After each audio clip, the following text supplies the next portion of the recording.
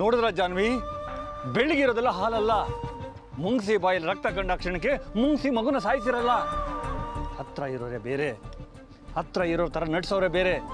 ಶ್ರೀನಿಧಿ ಒಬ್ಬ ದೊಡ್ಡ ಫ್ಲರ್ಟ್ ರೀ. ತನ್ನ ಹೃದಯ ವಿಶಾಲವಾಗಿದೆ, ಅದ್ರ ಒಂದೇ ಒಂದು ಹೆಣ್ಣು ಯಾಕಿರಬೇಕು ಅನ್ನೋ ಧೋರಣೆ ಒಂದು. ಲೋಫರ್.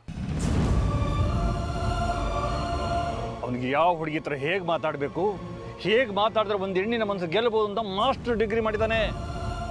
ಆಫೀಸಲ್ಲಿ ಕಸ ಗುಡಿಸೋ ಹುಡುಗಿ ಹತ್ರನು ಫ್ಲರ್ಟ್ ಮಾಡ್ತಾನ್ರಿ. ಜೊಲ್ಲು. ಅವ್ರ ಬಗ್ಗೆ ನೀವು ಬಹಳಷ್ಟು ತಿಳ್ಕೊಂಡು ಮಾತಾಡ್ತಿದ್ದೀರಾ ಅನ್ಸುತ್ತೆ. ನಾನು ಮದುವೆ ಆಗೋ ಹುಡುಗಿ ಜೊತೆ ಸಲಿಗೆ ತಗೊಂಡು ಒಬ್ಬ ಜಸ್ಟ್ ಫ್ರೆಂಡ್ ಅಂತ ಮಾತಾಡ್ಸಕ್ಕೆ ಬರ್ತಾನೆ ಅಂದರೆ ನಾನು ಇನ್ವೆಸ್ಟಿಗೇಷನ್ ಮಾಡ್ಬೇಕು ತಾನೆ. ಮಾಡಿದೆ. ನನ್ನ ಫ್ರೆಂಡ್ ತಂಗಿ ಕೆಲಸ ಮಾಡೋ ಆಫೀಸಲ್ಲೇ ಈ ಮುಂಡೆ ಮಗನು ಕೆಲಸ ಮಾಡೋದು. ಇಷ್ಟು ಸಾಕಲ್ವಾ ಅವನ ಜಾತಕ ತೆಗೆಯೋದಕ್ಕೆ? ಇವತ್ತು ಗೊತ್ತಾಯ್ತಲ್ಲ ಅವನ ಯೋಗ್ಯತೆ ಏನು ಅಂತ. 3rd ಕ್ಲಾಸ್ ರೀ ಅವನು. ಅವನಿಗೆ ನಿಮ್ಮನ್ನು ಪಡೆಯೋ ಆಸೆ. ನಾನು ಹೊರಗಡೆ ಇದ್ದರೆ ಅದು ಅಸಾಧ್ಯ. ಅದಕ್ಕೆ ಅವನನ್ನು ಒಳಗಾಕ್ಸ್ಬಿಟ್ಟ. ಈ ಸೊಸೈಟಿಲಿ ಮದನ್ ಅಂದರೆ ಒಂದು ಮರ್ಯಾದೆ ಇದೆ. ನನ್ನ ಇಮೇಜ್ಗೆ ಡ್ಯಾಮೇಜ್ ಮಾಡಿಬಿಟ್ಟ. ಆ ನನ್ನ ಮಗನ ಸುಮ್ಮನೆ ಬಿಡೋದಿಲ್ಲ. ಬುದ್ಧಿ ಕಲಿಸ್ತೀನಿ. ಈ ಕ್ಷಣ ಐಆರ್ ಆಫೀಸರ್ ಹತ್ರ ಹೋಗ್ತೀನಿ. ನನ್ನ ಇಮೇಜ್ ಡ್ಯಾಮೇಜ್ ಮಾಡಿದ ವಸುಧಾ ಮತ್ತು ಶ್ರೀನಿಧಿ ಇಬ್ಬರ ಮೇಲೂ ಮಾನನಷ್ಟ ಮೊಕದ್ದಮೆ ಹಾಕ್ತೀನಿ. ಪ್ಲೀಸ್ ಈ ವಿಷಯನ ಇಲ್ಲಿಗೆ ಬಿಟ್ಬಿಡಿ. ಯಾಕೆ? ಶ್ರೀನಿಧಿ ಅವರಾಗಲಿ ವಸುಧಾ ಅವರಾಗಲಿ ನನ್ನ ಮೇಲಿನ ಕಾಳಜಿಗೆ ಈ ಥರ ಮಾಡಿದ್ದಾರೆ. ಅವ್ರಿನ್ ಯಾವತ್ತೂ ಈ ರೀತಿ ನಡ್ಕೊಳ್ದೇ ಇರೋ ಥರ ನಾನು ನೋಡ್ಕೋತೀನಿ. ಇದು ಒಂದ್ಸಲಿ ಅವ್ರನ್ನ ಕ್ಷಮಿಸ್ಬಿಡಿ ಪ್ಲೀಸ್. ನಿನಗೋಸ್ಕರ, ಓನ್ಲಿ ಫಾರ್ ಯು, ಈ ವಿಷಯ ಇಲ್ಲಿಗೆ ಬಿಟ್ಬಿಡ್ತೀನಿ. ಹ್ಯಾಪಿ? ಥ್ಯಾಂಕ್ಸ್. ಜಾನು, ಬಾಯ್.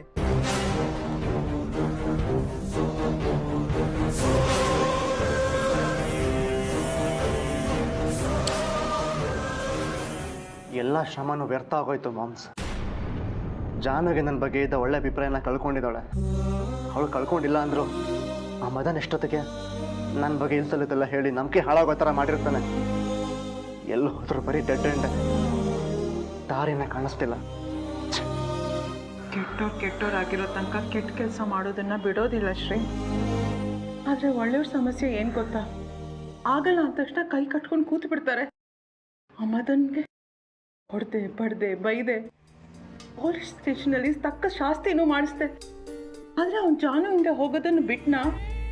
ಅವನೇ ಬಿಟ್ಟಿಲ್ಲ ಅಂದಮೇಲೆ ನೀನು ಅವಳು ಗಂಡ ಕಣೋ, ನೀನು ಹೀಗೆ ಕೈ ಚಲ್ ಕೂರಬಾರ್ದು. ಸ್ವಲ್ಪ ಯೋಚನೆ ಮಾಡು ಶ್ರೀ. ಜಾನ್ವಿನ್ ಪಡೆಯೋದಕ್ಕೆ ಎಷ್ಟೆಲ್ಲ ಸಾಹಸ ಮಾಡಿದೆ.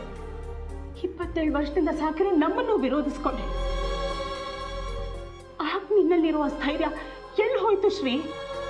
ಕೊನೆ ಗೆದ್ದಿದ್ದು ಪ್ರೀತಿನೇ ಗೆಲ್ಲೋದು. ಅದನ್ನು ಸೋಲಕ್ ಬಿಟ್ರೆ ಮಾತ್ರ ಸೋಲೋದು ಶ್ರೀ.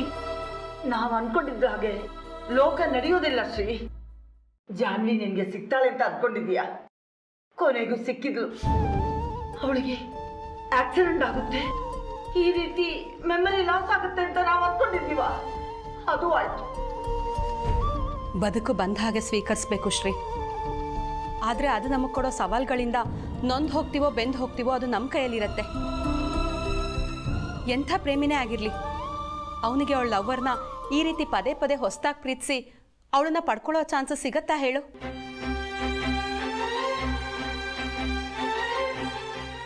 ಶ್ರೀ, ಈ ಗ್ಲಾಸ್ನಲ್ಲಿ ಅರ್ಧ ನೀರಿದೆ ಅನ್ನೋನು ಆಶಾವಾದಿ, ಇನ್ನರ್ಧ ಖಾಲಿ ಇದೆ ಅನ್ನೋನು ನಿರಾಶಾವಾದಿ.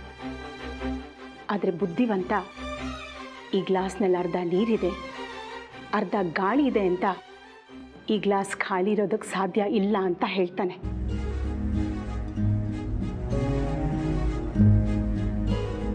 ಶ್ರೀ, ಈಗ ನೀನೇನು ಅಂದ್ಕೊಂಡಿದ್ಯಾ?